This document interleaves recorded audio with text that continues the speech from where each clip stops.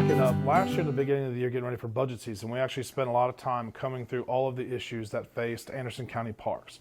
We started looking at the actual parks themselves, their envelopes, what defined them individually or collectively as a larger whole. And ultimately, we actually were able to establish the fact that we actually have 51 independent parks. So whereas before the number used to be 38, it kind of grew in the fact that some parks were kind of under an envelope of another. Like Civic Center may have maybe one area that has park land, or it has green space, or it has the Civic Center or the sports complex. But the Civic Center and sports complex, adjacent to it is Kid Venture, it's the disc golf, it's the Trails disc golf course, and it's Chris Taylor Park.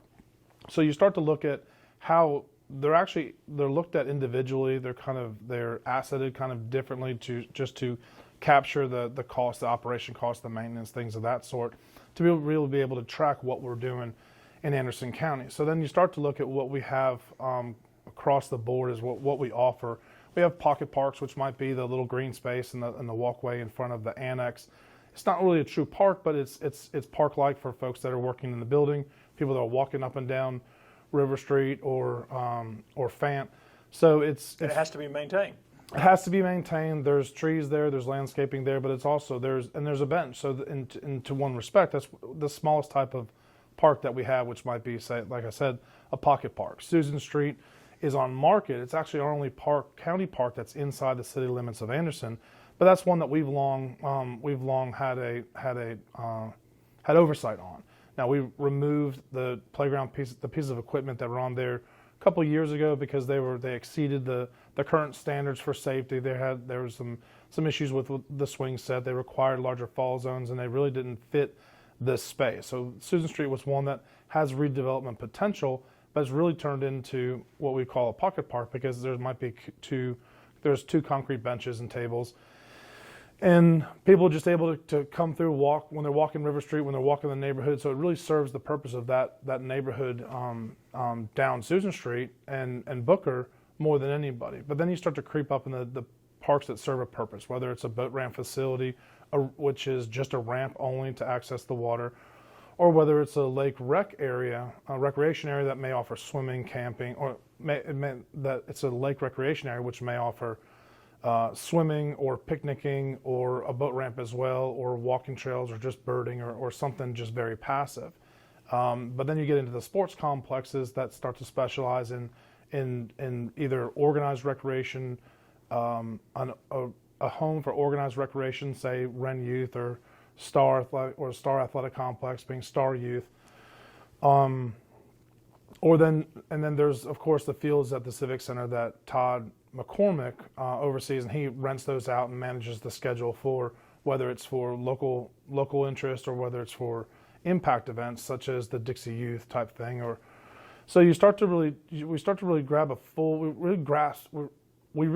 full picture, a real complete picture of where our park stood, how many there were, and really all the issues that we're facing. And we took this list and prioritized them into the immediate hazards, the things that we needed to work on, the ADA issues, and we really just got an itemized like master sheet of where our parks stand. That helps guides. That's to help then guide us moving forward into budget cycles when we're trying to plan we're trying to maintain a 5-year plan and then come up with a 1-year budget and a 1-year plan, and ultimately seek the approval or seek the funding, seek the support, and or the direction of what we're doing. So we're maintaining our 51 facilities while always trying to develop new. Let's talk about the challenges. What are the challenges of taking care of 51 parks, big and small? So the challenges with actually maintaining or managing or playing oversight on 51 parks is the level of maintenance that we are actually implementing. So in general, all of our county leased or county-owned facilities will be on a 2-week rotation for grass cutting, which is done by our facilities department. So the grass maintenance the oversight comes from the facilities. Any kind of carpentry work, maintenance on the outside really comes from facilities. The trash service around all of our parks has greatly improved once it was taken over by our solid waste department, or when it was taken over by our solid waste division. The oversight, the level of attention that each park is getting from the the size of the trash cans, how often the service is, like we're just in a much better place now than we ever have been. Now then you bring in these special projects that we in parks or Anderson County have to undertake, things that kind of creep outside of the facilities. They creep outside of the facilities scope of work, and it's something that we could bring a contractor in for, but we try to do it in-house to kind of stretch our dollars and cover more parks than aside from general maintenance tasks, which are taken on by facilities. We have Parks Department actually has a playground inspector, and so Parks is responsible for all the playgrounds that are in Anderson County on the county-owned or county-leased facilities. So we inspect those on a routine basis. Any kind of improvements to the playgrounds is implemented by Parks. But at the same time, there's other general improvement projects outside of the scope of work for facilities and kind of within a scope of work that we'd otherwise contract, but we try to do those in-house to stretch our dollars. And so that might be, for instance, building a jetty. So one of the things that we're doing, we're gifted with a burden of rocks at Green Pond, which was a hindrance in phase 1. We weren't able to grade for the 6 launch lanes, but we got a significant amount of rock that was otherwise deemed or referred to as a burden and something that would be hauled off. It's unsuitable for building, but what it served us greatly at Green Pond was to be used as shoreline stabilization. It's natural colored rock. It's not shot rock from a quarry. It was also free. So we were able to, in 2 seasons, actually build a jetty that extends about 125 feet into the lake from the shore. And what that does is that actually traps the sand that's migrating through the water column when it's with the wind and wave action. And so a special project like that is something that we took on in Parks ourselves with, we get a lot of assistance from Roads and Bridges, the different crews, and their equipment and their manpower, dump trucks and other things that we don't have to help make some of these projects happen. There's a lot of projects that we do in-house, like for instance the jetty. We'll do a lot of understory clearing at some of the different parks where it's growing up and creating screens and impeding view shed and for safety and site security for our patrons.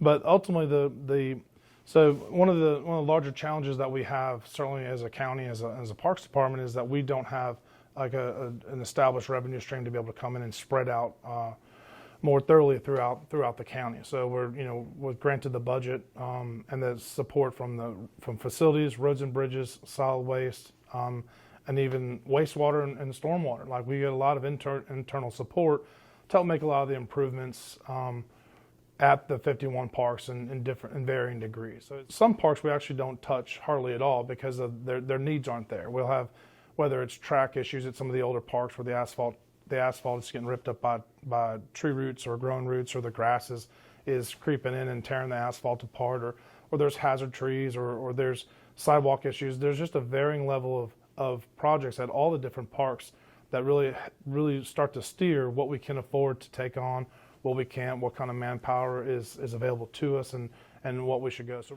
we are truly prioritizing almost weekly, sometimes monthly, and definitely like annually, like just to try and figure out what we hope we can take on, what we can back up. And then there's going to be audibles, things that we don't expect to take place, the failure of something, whether it's a dock or a deck or something or things of that sort that we don't have on our radar. But we do have to account for that.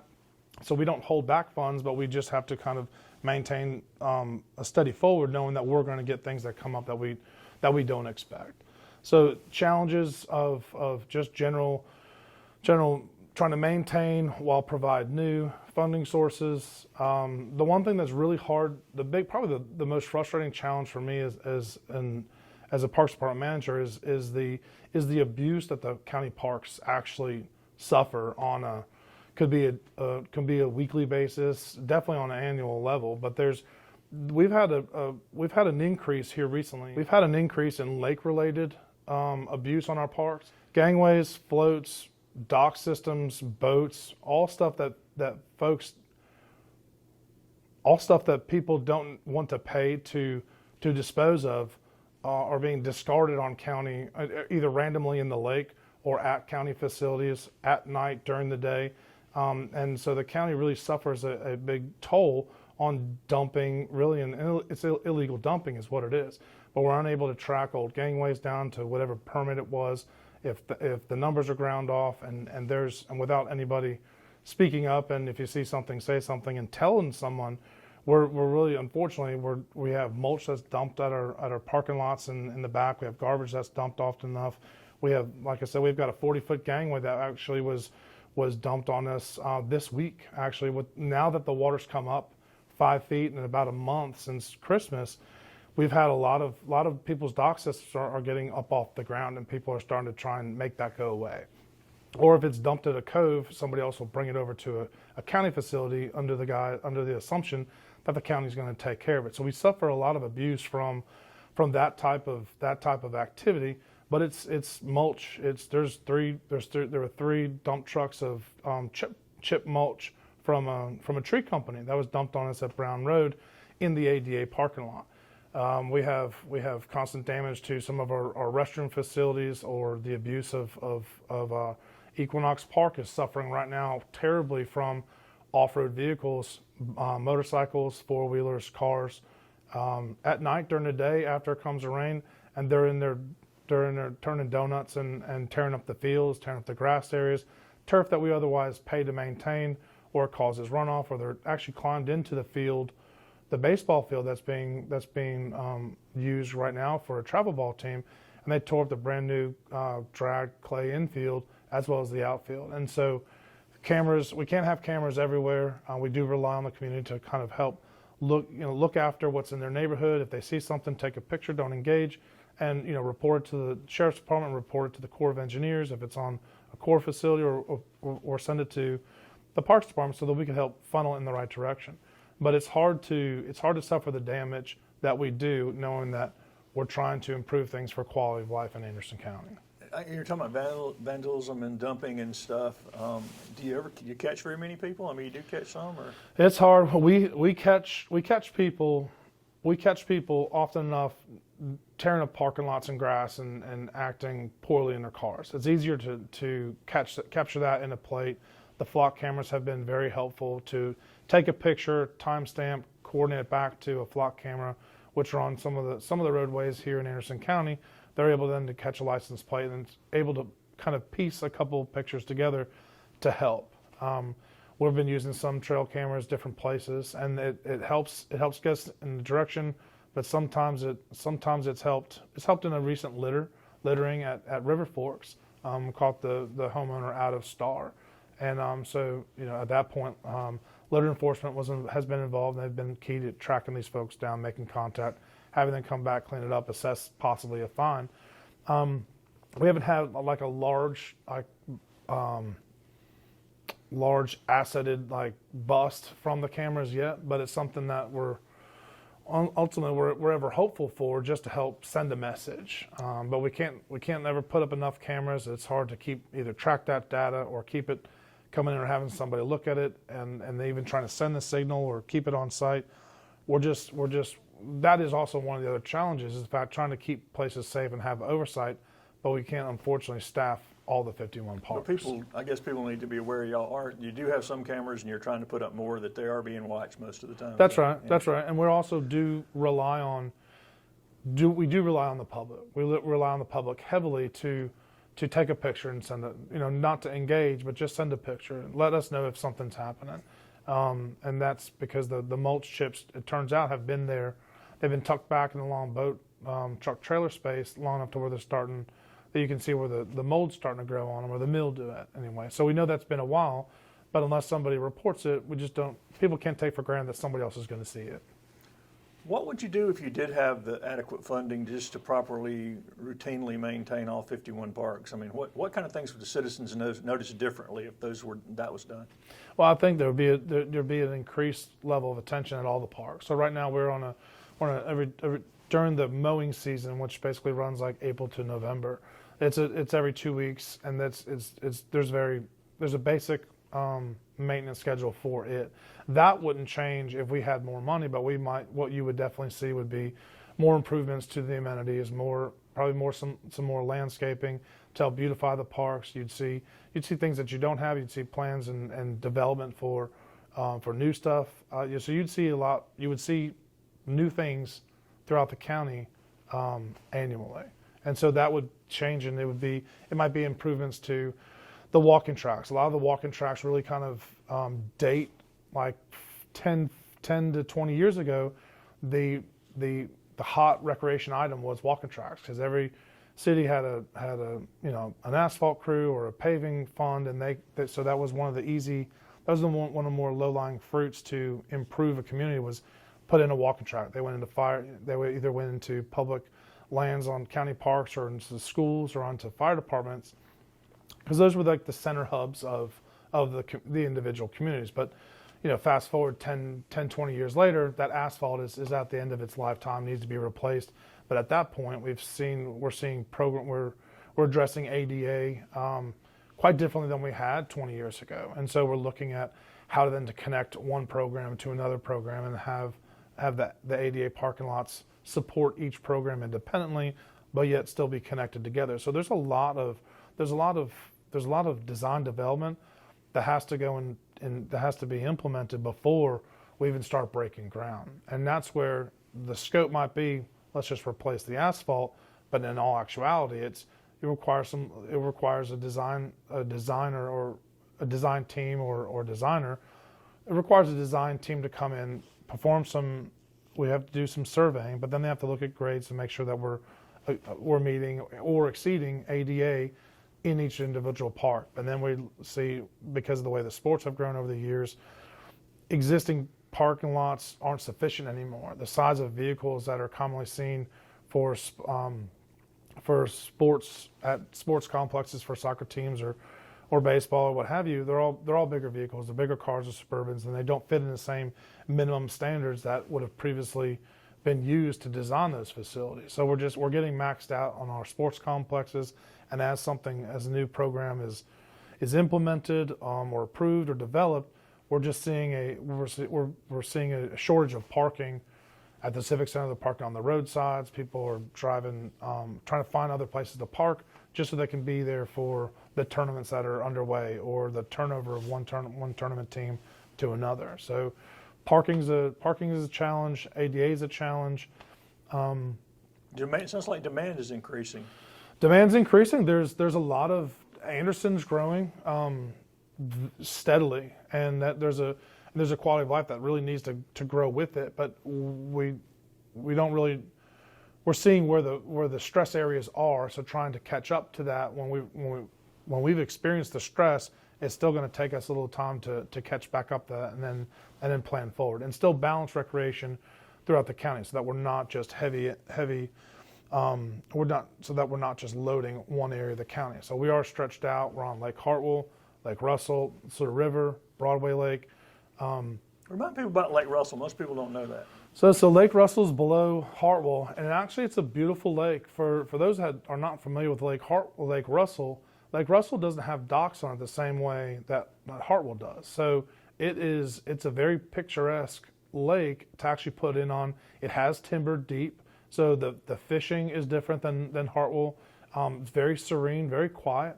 Mountain View Park is Anderson County's only park facility, boat ramp on Lake Russell. And when you go out to the end, sometimes for the most part, your phones don't even work. You're so far out there. But there's a serenity to it. There's a calm. It's just a beautiful place to fish. It doesn't have the same capacity in the lake chain as Hartwell does, so it doesn't fluctuate like Hartwell does. But it's just got beautiful beautiful shoreline. Just a lot different without those docks. So it's a sleeper type lake, just because it's kind of so far out. But once you get down at the bottom of Russell, that's where you see Calhoun Falls, and that's where it's really more developed. But up near us at the very top end of Russell, it's just very gorgeous. And most people don't know about it. So.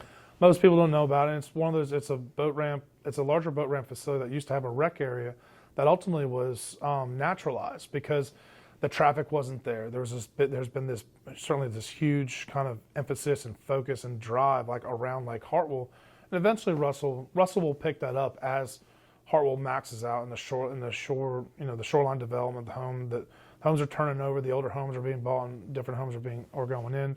But it's you got to commit yourself if you're going to go down to Russell from downtown Anderson. one of the things that has changed and it continues is now there's trail systems that are connecting a lot of these parks. I guess that's something that we're looking at as well. Yeah, so we're looking at shoreline trails or blueway, and really it's a greenway is what you're referring to, and blueway is on the river, greenway is on ground. We're actually on land, and we're actually trying to work that ourselves inside, say, Dolly Cooper or inside the Civic Center. Civic Center is tying into the East-West Parkway trail, which is huge, which also then connects all the way to ANMED.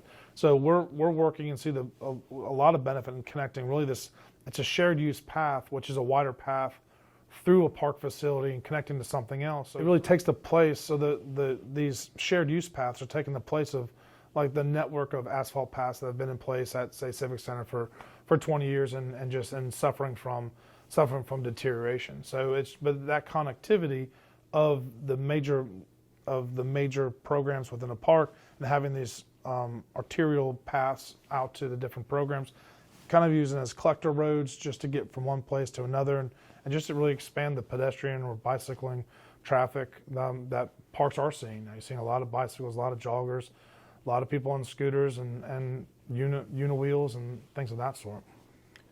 What are the major projects that are going to require the most of your attention the first half of this year? I know we've got some big events. What are some of the big things coming up here?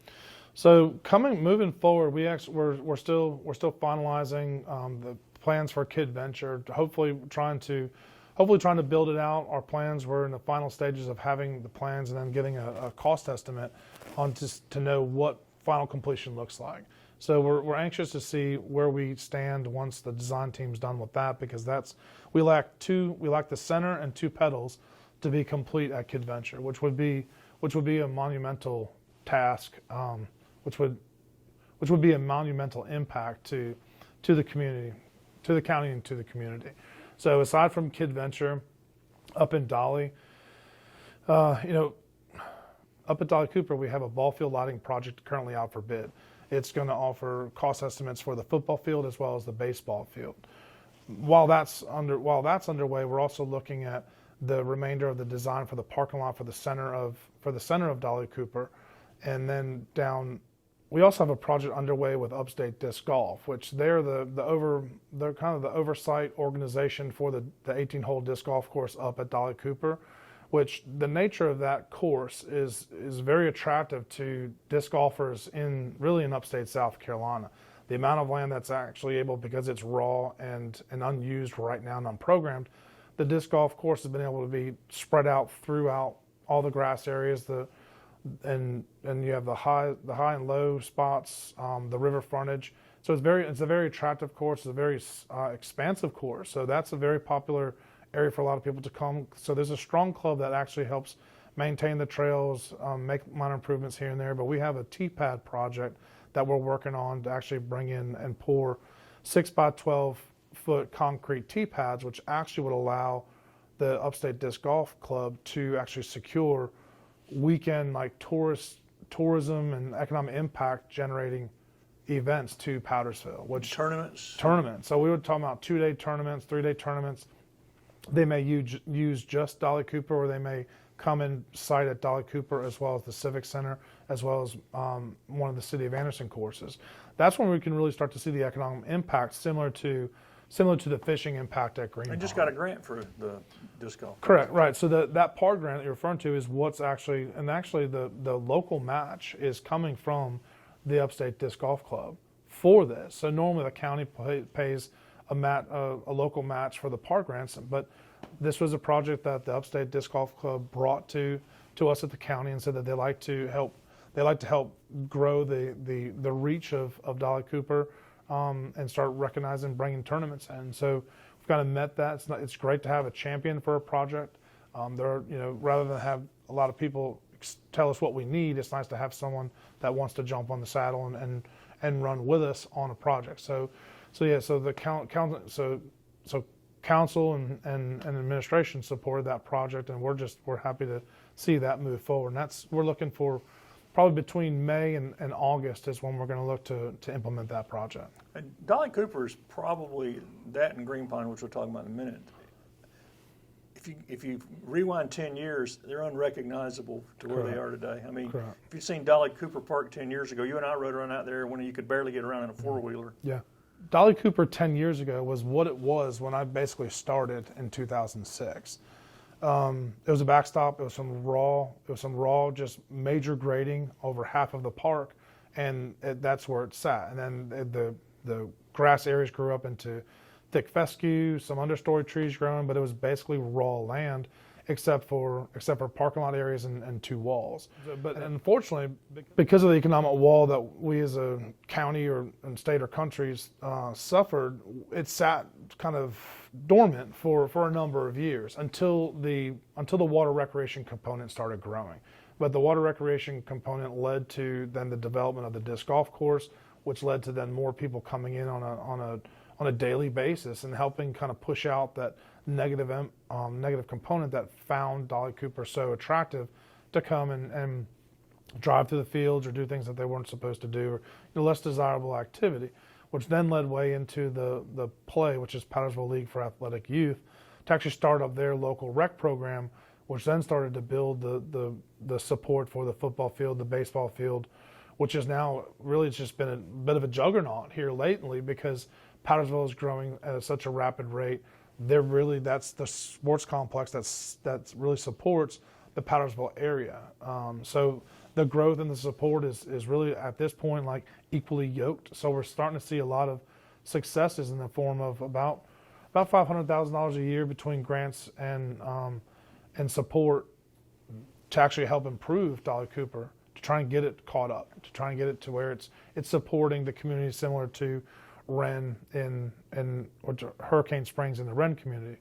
Now we talk about Wren, certainly much further along development-wise than Dolly Cooper, but its status as a 25-year-old facility that needs some upkeep, it needs some maintenance, it needs some overhaul and some redevelopment. So that's on the sports complex level. There's a lot to undertake when we're trying to grow from the recreation trends that existed 25 years ago and bring them current, still on the same piece of land. So we don't have a shortfall of challenges. Well, back to Dolly Cooper, you got two major events in less than 6 months from where we sit here. The two events. There's two events so within 6 months, we'll have two major events up at Dolly Cooper. One is the Rhythm on the River event, May 4th. It's the first Saturday in May.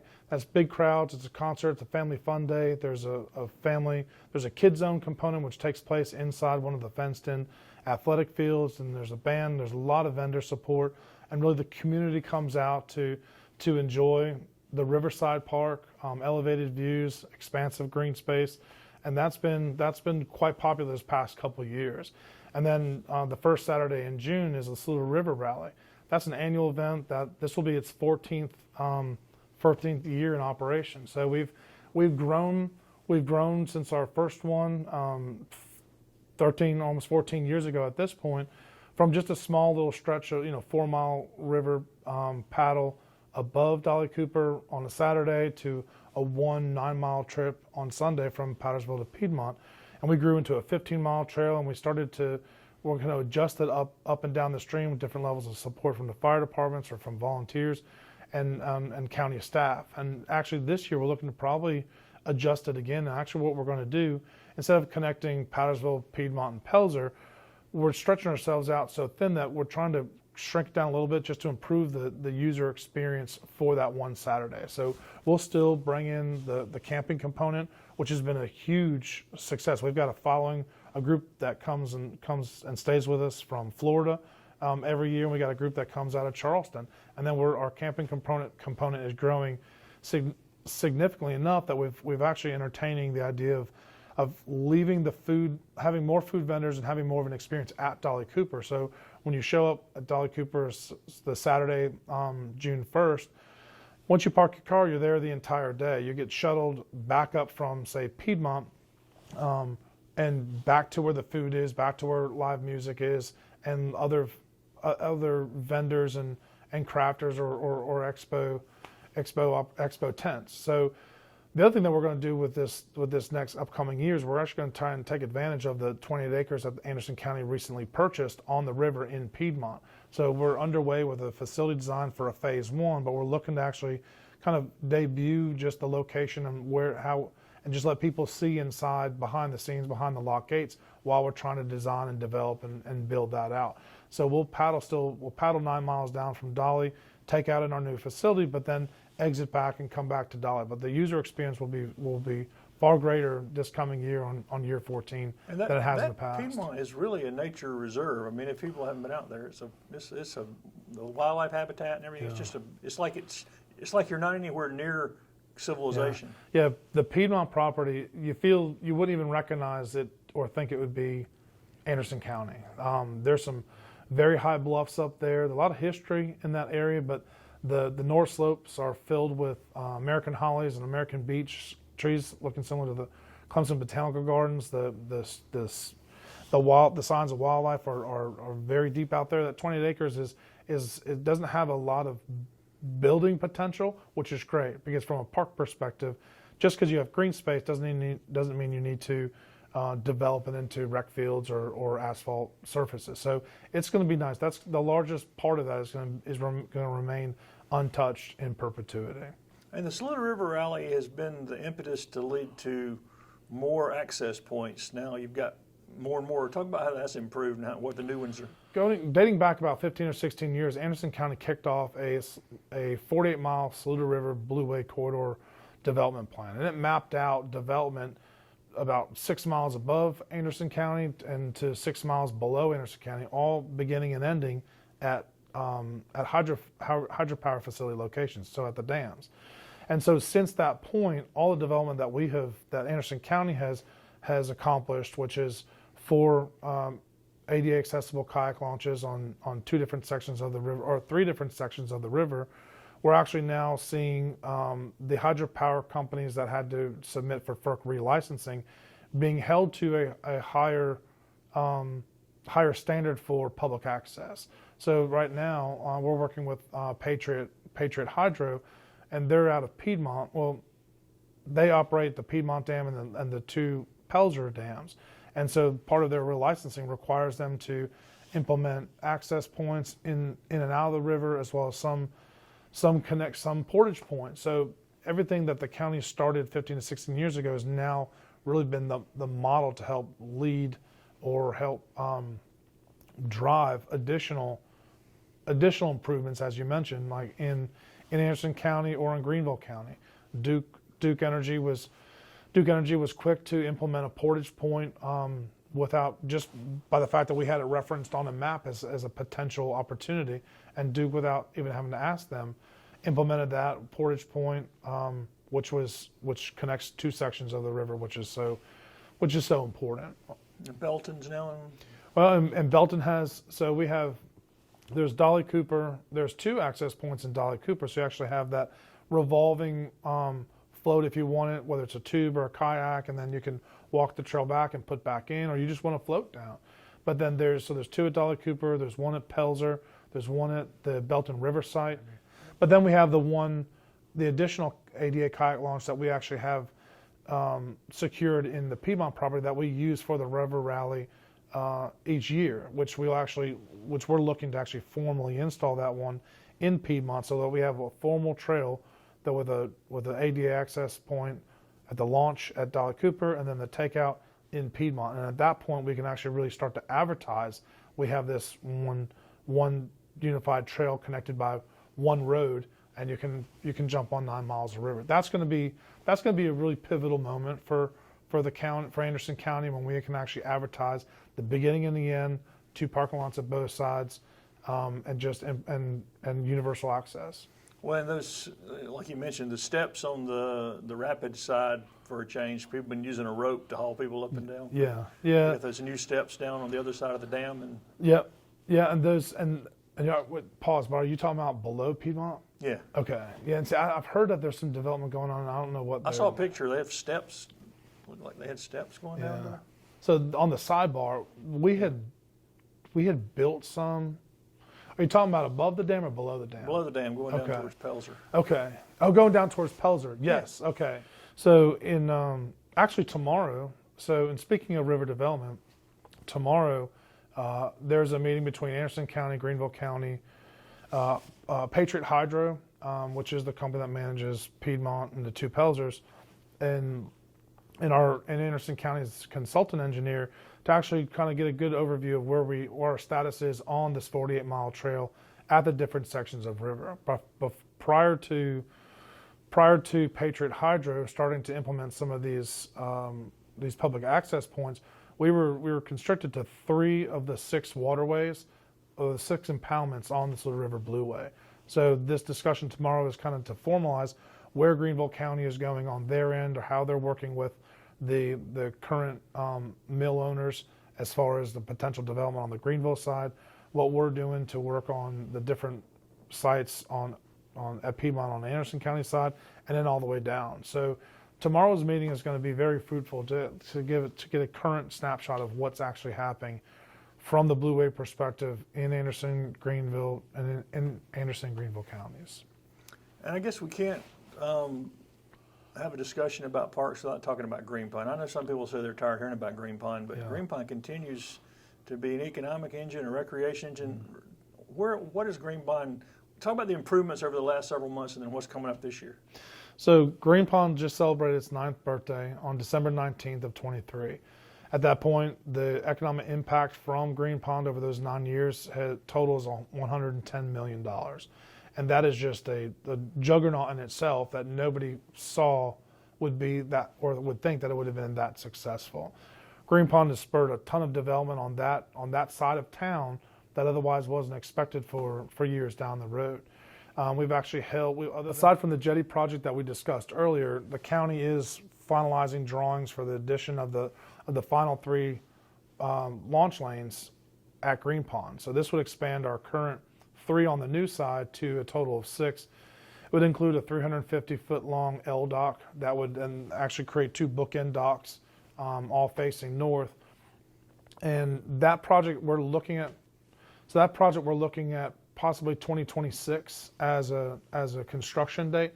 So our design plans right now are so that we can start securing the funding and working with our partners, which is on the federal level and the state level, to combine with the county funds to actually implement this next section. And those have 6 launch lanes at Green Pond is one part of the original master plan from 2012. That would significantly impact these high count tournaments where we have 250 boats, 200 boats, 150, just from being able to get in off the roadways, park them, and get them launched on the river. And get them launched on the lake. So that's going to significantly improve traffic coming into and out of Green Pond on an event basis. Moving forward, we also have a power project, which is to bring power to the amphitheater and the 4 corners to support the tournament events, to support some of the smaller concert events that are entertaining coming out to Green Pond once we get power, and really just any of the events that come out with some of the charity events that are hosted and some of the charity events that are hosted at Green Pond. So the power project is going to be one of the next ones that we see.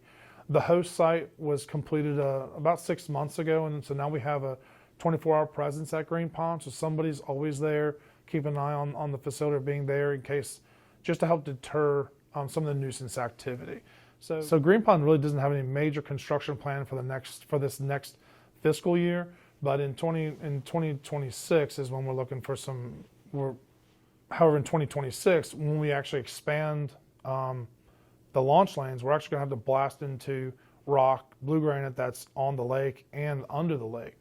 And in order to do that, where our location is, where we have to work, is actually going to close down Green Pond for about a year, which is actually hard to imagine because it's, other than being maxed out at some of the major tournament events, Green Pond has been open 365 days a week for 9 years. So except a couple of windows when the Bassmaster Classic comes or the tournaments get so big that we have to shut the doors down, it's going to be hard to picture a Green Pond without fishing tournaments on it for a year. But it'll be the pains of project. It will be the pains of progress. Will it be closed to everything or just to tournaments and stuff? The Green Pond will be closed to tournaments. The citizens can still go out and enjoy. Right. The whole truck trailer parking area to the right and the boat ramp and the perimeter road, that whole probably 15 acres will be probably about 10 acres will be shut down. Now, the one We're thing still that, talking like 2026, or somewhere, Correct. or 7, somewhere in there. yeah, potentially, yeah, we're talking potentially 2026. So we're steering towards 2026. We're still very anxious for the next Bassmaster Classic. You know, Anderson County and Lake Hartwell is tied with 2 other fisheries for hosting the most Bassmaster Classics in history. So, and that number is 4. So right now, Anderson County has a mission and has a goal to be the first to 5. So to be the first fishery, facility, and entity to host 5 Bassmaster Classics is going to be a huge feather in someone's cap. And so we're very diligently moving forward with that goal in mind. And we were talking about earlier about challenges and vandalism and stuff. Green Pond is the one area that's patrolled and has lots of cameras and a lot of security out there, right? I mean, it's much more under a spotlight than some of the other places. Yeah, Green Pond, because of its attention from a public aspect and from the popularity as a destination facility for whether it's for walking or for sunsets or for fishing, there's patrols there's patrols that do come through Green Pond, as there are with some of the other parks in Anderson County. But there are some restroom cameras, which those actually helped within 2 months of installing them when we first built the bathroom a couple of years ago. But there are cameras around Green Pond the same way there are some around some of the other parks. But Green Pond gets a lot of attention just by the nature of what it is, and there's no bad view from any spot. And the long-range plan is for a facility up on the hill there, right? I mean, to build Correct. an event center or something? Correct. The long-range plan for Green Pond, probably the last thing that we'll put on there is a smaller expo center on top of the hill, which will support the registration events for the fishing tournaments or for some of the other events that we have there. So, you know, long range, there's also an additional dock system that'll be attached to the end of the T-head for the weigh-in area, and then we're going to start to fill in with some of the pavilions and picnic spaces and other kind of auxiliary amenities in Green Pond. A little bit more parking expansion on top of the hill to coincide with the expo center, and then just trying to build the support for the facility with additional buildings on the county property. And if anybody has a question or concern about Anderson County Parks or something that they've seen or something that they'd like to inquire about, they're certainly welcome to call us at 231-PARK. That's 231-7275. Anderson County is committed to public recreation to improve the quality of life for current residents, for prospective residents. We realize that there's an economic impact component to it. It's a business draw. There's a personal satisfaction in feeling landed and feeling grounded to the community.